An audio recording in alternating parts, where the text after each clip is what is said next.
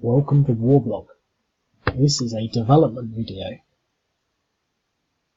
because I've developed something and I've been practicing on this guilty looking scenario down here that's saying, hey, what about me? When am I coming soon? Okay, you get your glory now and then you get to be played later on because I'll have to. I wonder if there's any more. Yeah, look at that.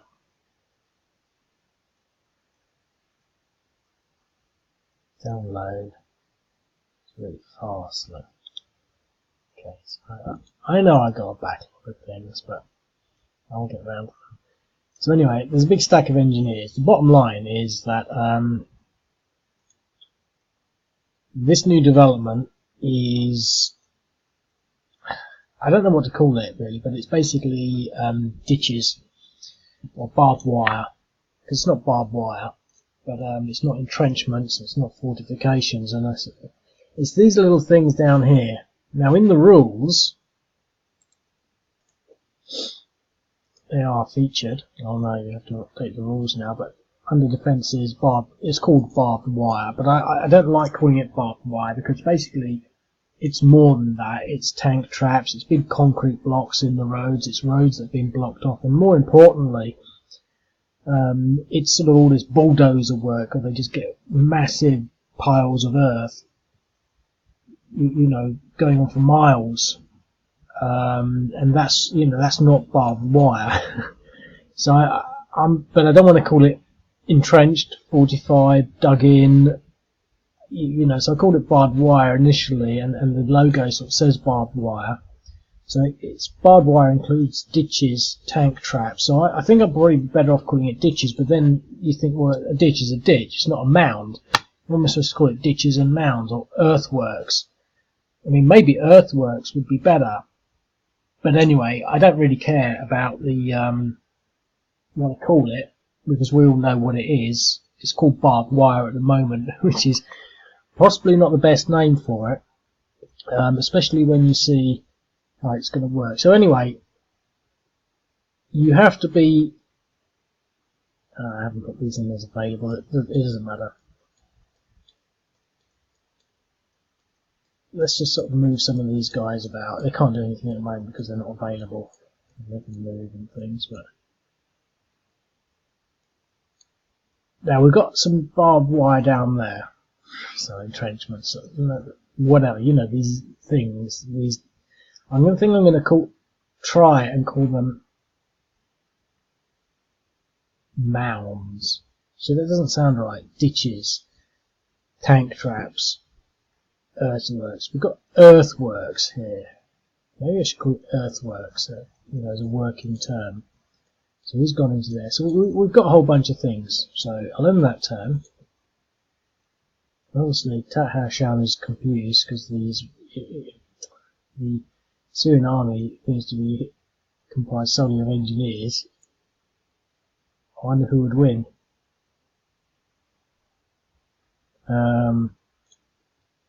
So anyway, they're now available. That's just nothing to do with this rule change. Just I haven't set them up as available. You can see it's all available. So anyway, first things first. There's a new feature here. I did that little logo, made that up myself. So we put this guy, and he goes into there. Now, he can add a ditch, which we will.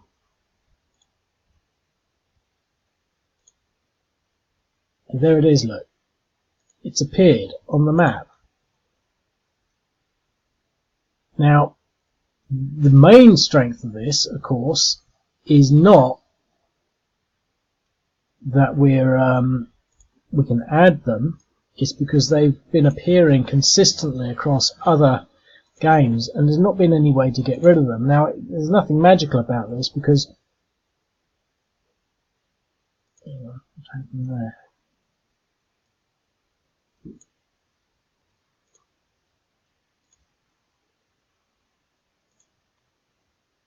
There's nothing magical about this because it's pretty much the same as mines. So we can be able to add mines, delete mines. They work slightly differently, obviously, but you know, the mechanics is slightly different for some reason.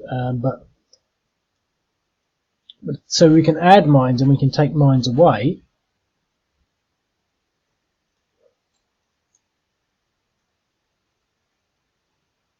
I can't hear you. Why can't he do it? What's wrong with him?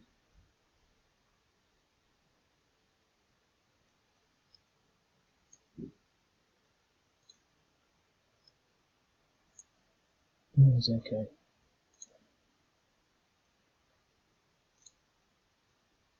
I should really move these boxes out and keep scrolling for them. But so that's that. So now what we've got is this line, obviously, of so we'll end the turn. Go back to the 0-9 turn. So we'll now move these guys away. So pretend that we've sort of got a line of things. So we're now going to move this guy. Now he wants this. This is a line, so we want to basically go through this. Now if we enter that, obviously that's our turn over. So what we've got to do, we've got to get in there as engineers, and basically you've got to start your turn in there with full movement. So he's now got full movement, so we can now go into here and we can remove the ditch.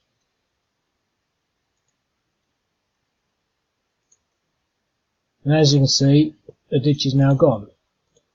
So there's nothing special about it. I mean, I always get amazed when these things actually work, because it's taken me quite a bit of time. I thought, oh, I'll just do this in 20 minutes or so. I just copy the mine thing over and change a few variables, but it's not that simple. So, but anyway, it's there now. So, what? There's a little something else I'll just add. Maybe just now. It's not really that related, but it's all in similar lines. But basically, I think what I'm going to start doing, although it's been years since the war started, but to start integrating engineers on both sides. So the Hayat Tahal Sham units, they will have engineers because they spend a lot of time building things. You know, I was watching some videos. That's what got me to do it.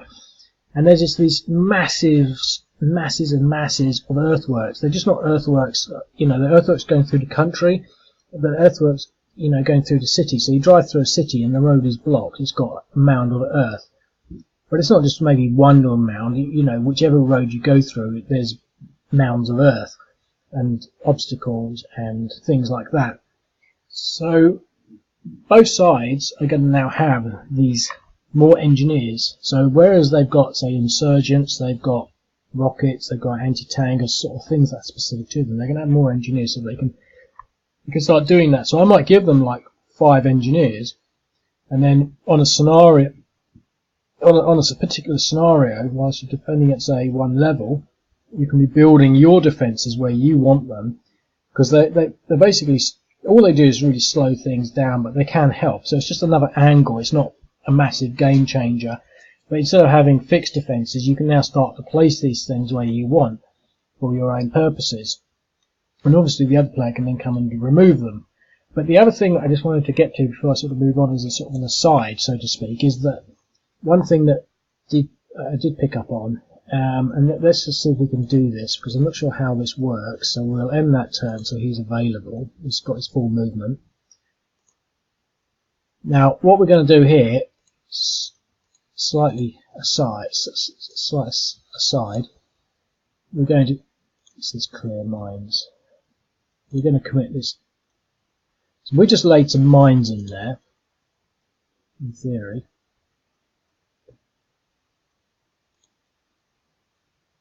No, we haven't.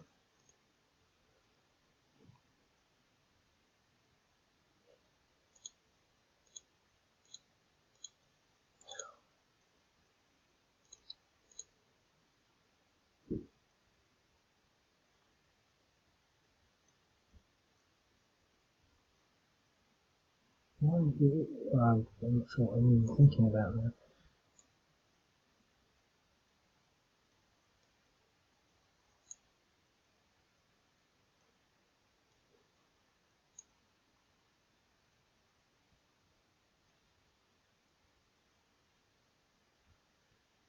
I know what's happening.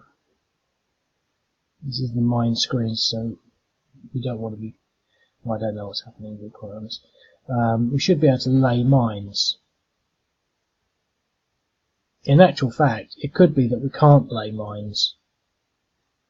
It might be that the only option we've got is to clear mines. So, yeah, sorry about that. I've gone off on a bit of an aside, but basically, the initial assumption was that you can't lay mines in, because this is sort of culminate on what I was just sort of referring to. The initial thought I was saying was basically the initial consensus in my mind's eye was that you can't lay mines in, in combat. These are things that get pushed outside of combat operations. Maybe take a couple of days to do in their own right. But the reason, and so this, you can't do that in here. So basically, you can't lay mines at the moment. But as you can see, we've got that sort of functionality in principle under this. So in here, for example, we can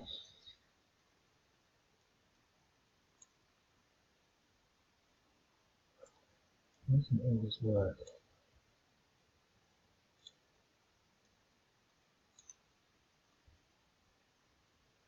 Oh no, they're not available, are they? It's still used. Okay. Here we can add or we can remove. Because there's nothing there, we can add. So basically what I'll have to go is actually edit the mines so that you can add mines. Now, I don't like to do that because, as I said, I don't think you should be able to add mines sort of like, during a battle. But the compromise and the spin-off is that we're dealing with things that, to some extent, isn't tactical, it is strategic, and I always do it at that level, although it is very abstract in the sense of how that works. These could be half-day turns. This could be, day activities or between turns. It's not squad leader or anything like that, but it could be 4 hours turns. But the point is, what I'm trying to get to here is what I want to be able to do is to allow mines to be laid in towns, because that's what's happening. What they're doing, they're going to a town and they're just putting lots of mines in there. And then you would have to have your engineers go into the town to clear the mines. Now, you could put mines on the road, fair enough, but the thing is, I think, a significant aspect of what's happening is that they are mining towns before they leave the IEDs, and that's slowing the progress down because you can't go anywhere. So they have these big tanks running around with anti-mine capability stuff. So that's something I'll have to do, and I don't really want to do it now because I've already spent too much time on this Earthworks thing. But basically, that's sort of now in play. So in places where that's sort of part and parcel of it, for example here, we don't have any engineers, you see, but we could then say, okay, we could have one engineering unit because we want to say, well, we've got to make a decision. Then there's nothing having 20 because otherwise we could just get rid of everything. But so could the HAM units. They could have some engineering units, and they could maybe have 3, so that they could actually strategically consider putting these obstacles maybe across there, and there, or across there and there, and put some mines in here. And so you've got this sort of dynamic of adding and removing these earthworks and mines, as a sort of an additional layer to, what's happening in the game. So I think to be quite honest, I'm very tempted to get that mine thing sorted now because I sort of want to do it. But at the same time, it's time and I don't have any. But anyway, I'm going to leave it at that. This is the new development. So obviously we've got engineers. There's no engineers in this scenario. The only game where I did sort of see some engineers, and there will be more. I know there are more, but finding them is something else. But this one, so there's another. Finished. Put this file back. So this one here. 4 undone scenarios. So basically we've got them there, and we've got engineers, and I did actually go and put them in there and get rid of them. And similarly, the that they could do it. So basically these are sort of, just so it's also maybe a little clearer, you might not be able to see it, but these are fortified hexes. Fortified hexes, if you know the bar-lev line, which is what we're looking at here, are massive features. You don't create those in at an operational level like that. I don't want to use tactical because I just don't go near tactical. This is not what I'm thinking, but I'm thinking, if you had an afternoon or a day, you could probably create earthworks all along here. Now, if you've only got one unit, obviously it's going to take 1, 2, 3, 4, 5, 6, 7, 8, 9. It's going to take, it's going to take at least 9 turns, but you've got to recover, so that's 6. So that's like 54 turns to do all of that with one unit. But obviously, if you've got more, so it's not that quick. The reason that I do things like this, for example, I could take this unit here and I could create an earthworks right there. But then he created this earthworks, and he moved over here. And basically, he's got, you can see it says use 3. He's got 3 more turns before anything actually happens there. So that represents the time scale, because basically what I can't do is sort of have him sat there. So what I could do is have him sat on the hex for 3 turns, and at the end of it, he creates the earthworks. Now that might be a better way to do it, and that's a good idea, but the thing is, it's not intuitive, and I think it's quite complex, because then you have to remember that you've got this earthworks. It seems to me to be easier, and it's a compromise, and just sort of, a much easier way to do it game-wise, to have them make the earthworks, but then not be able to actually do anything else, add more earthworks for another 6 turns, and that's another 6 of their turns. So it sort of works. It's a bit of a sort of a perversion on the actual concept of what's happening, but for the sake of making it slightly simpler, because I don't, for example, if you had some of these still building, it would be quite hard to tell, and you'd have to be, he's available, is he still building, it's just faffy. You either can or you can't. So we put these earthworks in there, job done. We can't build new earthworks. You don't have to check that. We just simply can't do it. So it's not a limitation on that. Obviously, it's an additional layer of complexity which I try to avoid at all levels, really. But I think, especially when you start looking at all these videos, the earthworks and the trenches and all these berms and whatever, they're so significant that I think it's worth implementing to some degree, along with the mines, as I said there. So I'll leave it at that. I think it's always nice to get a new feature. So now we've got bulldozers on there. We're getting quite a few of these little things now, so much so that at some point, obviously on this screen I've got quite a few more to go, but at some point I might sort of consider having some kind of web-friendly menu that's a little more a little more versatile, offering a lot more options. As I say, I don't want to make things complex, but for example, you could have a digging down menu where you just sort of really go in and you've got lots of boxes to fill, and things for psyops, things for hearts and minds, things for basically I've got lots of plans and lots of thoughts. It all takes time, but for example, if you're, say, flagged special rules, that's another thing that's I'm thinking about. But if you've got a if you're an insurgent, such as Sham, but it's not quite the case in this situation. But if it was a situation that warranted that, I would have a flag to flag that up, and then basically once that was sort of in place, places like this that they occupied would start to produce insurgents. So if we've got these other ones where it's a civil war, for example, where it comes into play is if you've got protesters, and the protesters capture a city and they hold it for 10 turns, that city will then produce an irregular unit like this, which is quite strong and powerful.